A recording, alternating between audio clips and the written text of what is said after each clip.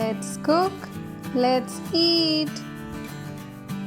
வாங்க குடமிளகா பச்சடி செய்கிறதுக்கு என்னென்ன பொருள் தேவைன்னு பார்க்கலாம். நான் இன்றைக்கி அதுக்கு 2 மீடியம் சைஸ் குடமிளகா எடுத்து இந்த மாதிரி க்யூப் தான் நறுக்கி வச்சுருக்கேன். ஒரு பெரிய வெங்காயம் சின்ன சைஸ் எடுத்துக்கோங்க, இந்த மாதிரி நைஸாக எடுத்துக்கோங்க. ஒரு சின்ன தக்காளி அதையும் நைஸாக எடுத்துக்கோங்க. 4 கப் துவரம்பருப்பு எடுத்து 3/4 பதத்துக்கு வேக வச்சு எடுத்துக்கோங்க. அடுத்து தேவையான இன்க்ரீடியன்ஸ்: 1 டீஸ்பூன் எண்ணெய், 1/2 டீஸ்பூன் உளுந்தம்பருப்பு, 1/2 டீஸ்பூன் சீரகம், 4 டீஸ்பூன் மஞ்சள்தூள், 2 டீஸ்பூன் மிளகாத்தூள், ஒரு சின்ன நெல்லிக்காய் சைஸ் புளி எடுத்து 1/2 டம்ளர் தண்ணி ஊற்றி ஊற வச்சுக்கோங்க. 1 டீஸ்பூன் கல் உப்பு, கொஞ்சமாக கருவேப்பிலை. இப்போ அடுப்பை ஆன் பண்ணி ஒரு பேன் வச்சுக்கோங்க. அதில் ஃபஸ்ட்டு நம்ம வச்சுருக்க எண்ணெயை ஊற்றிக்கலாம். எண்ணெய் சூடாகட்டும். இப்போ எண்ணெய் காஞ்சிருச்சு. இதில் நான் வச்சுருக்க உளுந்தம்பருப்பு சேர்த்துக்கிறேன். இதோட இப்போ சீரகத்தை சேர்த்துக்கிறேன். சும்மா கருவேப்பிலை அதையும் சேர்த்துக்கிறேன். இதெல்லாம் மிக்ஸ் பண்ணி வச்சுக்கோங்க. அடுத்து இதோட நம்ம வச்சுட்டு வெங்காயத்தை சேர்த்து நல்லா வதக்கிக்கலாம்.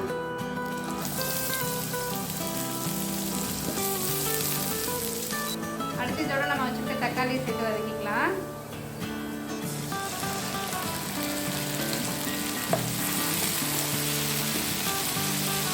இப்போ அடுத்து இது கூட நம்ம வச்சுருக்க குடமிளகாயை சேர்த்து வதக்கிக்கலாம்.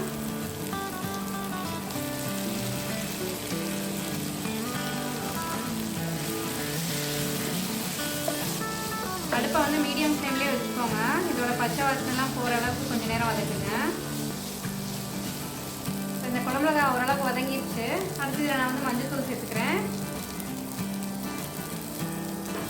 அப்புறமா மிளகாத்தூள் அதையும் சேர்த்துக்கிறேன். உப்பையும் சேர்த்துக்கலாம். இது நல்லா மிக்ஸ் பண்ணி வச்சுக்கோங்க. இந்த மிளகாத்தூளோட பச்சை வாசனை போகிற வரையும் கொஞ்சம் நேரம் வதக்கிக்கலாம். மிளகாத்தூளோட பச்சை வாசனைலாம் போயிடுச்சு. அடுத்து நம்ம வேக வச்சு வச்சுருக்கோம் இல்லையா துவரம்பருப்பு, அது இதோட சேர்த்துக்கிறேன். நான் நல்லா மிக்ஸ் பண்ணி விட்டுக்கோங்க.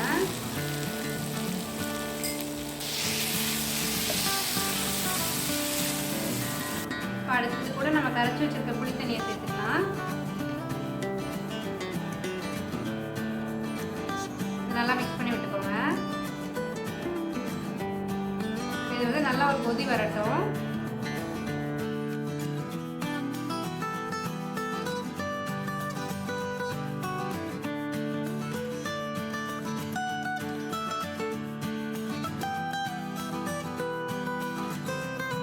பாருங்க, இப்போ ஓரளவு கொதிச்சுட்டு இருக்கு. இன்னும் ஒரு 2 நிமிஷம் போல கொதிச்சா போதும். நம்ம அதுக்கப்புறம் ஆஃப் பண்ணிடலாம். இது வந்து கரெக்டான பச்சடி கன்சிஸ்டன்சிக்கு வந்துடுது. பச்சடி வந்து ரொம்ப திக்காகவும் இருக்காது, ரொம்ப தண்ணியாகவும் இருக்காது, ஒரு செமி கிரேவி மாதிரி இருக்கும். அவ்வளோதான், இது ரெடி ஆயிடுச்சு. நம்ம எடுத்துடலாம். இதை அடுப்பு ஆஃப் பண்ணிடுங்க. ஸோ ரொம்ப டேஸ்டியான குடமிளகா பச்சடி ready. Thank you for watching. Let's cook. Let's eat. Bye bye.